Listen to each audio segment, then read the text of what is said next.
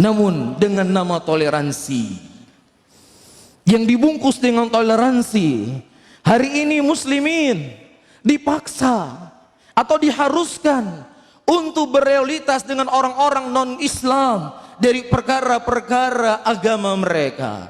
Sebagian muslimin hari ini diharuskan memakai topi sinterklas sebagai bentuk toleransi dengan orang-orang kafir. Hari ini muslimin diajak ke gereja untuk sama-sama memperingati hari Natal. Hari ini para kiai, bahkan sebagian mereka berkhutbah di hari raya, untuk berkhutbah di malam Natal, untuk memberikan semangat bagi orang-orang Nasrani menghidupkan malam Natalnya. Saudara-saudaraku muslimin, enggak perlu mereka mengajarkan kita bagaimana cara bertoleransi. Enggak perlu orang-orang kafir mengajarkan kepada kita bagaimana bertoleransi, karena Islam ribuan tahun yang lalu telah diajarkan oleh Nabi SAW bagaimana cara mereka bertoleransi. Jangankan kepada manusia, kepada binatang saja, kepada makhluk yang tidak punya akal, Islam telah mengatur bagaimana cara kita berinteraksi dengan mereka. Rasulullah SAW menyebutkan dalam hadisnya, Innallaha kataba ala kulli syai'in fa idza qataltum fa asinu qatlah wa idza dzabhtum fa asinu dzibha wal yuhidda ahadakum syafratuhu wal yurih dzabihata. Allah telah mencatat segala sesuatunya. Kalau kau ingin membunuh, maka bunuhlah dengan cara yang baik.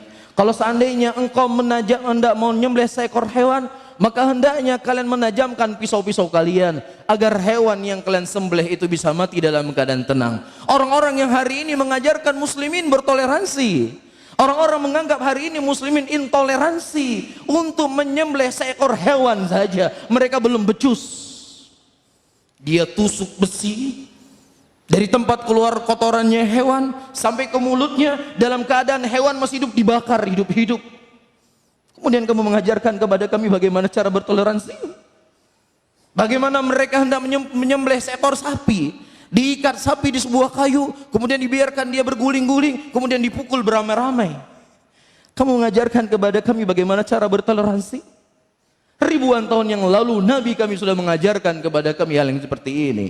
Bahkan bukan hanya kepada binatang, kepada makhluk yang tidak bisa terlihat, jin, dijaga adabnya dalam Islam, dijaga hak-hak mereka dalam Islam. Rasulullah SAW menyebutkan dalam hadisnya, la tastanju bil irath wal idham fa innahu zada ikhwanukum minal jin.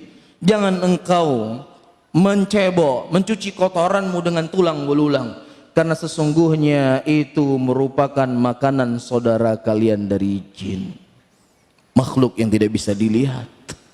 Bagaimana lagi dengan manusia? Bagaimana lagi dengan orang yang punya perasaan? Bagaimana lagi dengan orang yang punya akal? Tentunya Islam lebih jelas mengajarkan kepada kita bagaimana bertoleransi dengan mereka. Bahkan hal yang paling terkecil pun, perasaan, dijaga dalam agama Islam. Rasulullah SAW menyebutkan dalam hadisnya, idza kuntum thalathah, apabila kalian sedang bertiga, maka jangan yang duanya itu saling berbisik-bisikan, yang satunya tidak diajak bicara, fa innahu yuhzinuh, maka itu bisa membuat dia sedih, dilarang oleh Nabi SAW. Saudara-saudaraku muslimin, silahkan Anda membantu orang-orang non-Islam. Ketika mereka mendapatkan bencana, silahkan kita bantu mereka. Apa yang mereka butuhkan? Mereka butuh pakaian, kita bantu dengan pakaian. Mereka butuhkan makanan, kita berikan makanan. Iya, ketika anak mereka butuh biaya pendidikan yang dia sekolah di sekolah umum, silahkan kita bantu. Ketika itu perkaranya adalah muamalah, silahkan kita bertoleransi dengan mereka. Bahkan Rasulullah SAW dalam kondisi perang sekalipun, beliau melarang para sahabatnya untuk menghancurkan gereja. Rasulullah melarang untuk membunuh para pendeta. Rasulullah melarang untuk membunuh para biarawati. Biarkan mereka hidup, biarkan mereka berjalan dengan apa yang mereka yakini daripada agamanya. Inilah toleransi yang diajarkan oleh Islam.